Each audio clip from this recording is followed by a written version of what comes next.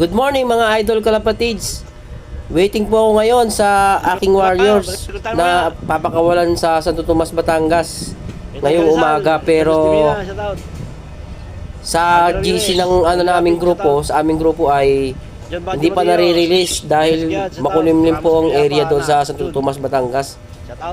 Bali nag-aantay pa sila ng tiyempo na lumabas yung araw. Pero sa ngayon, hindi ko lang sure kung naka-release na sila. Maganda naman yung araw ngayon dito sa Taguig. Mataas na yung araw. Kitang-kita na. Sana umuwi yung ating ibon para makarating tayo sa dulo, mga idol.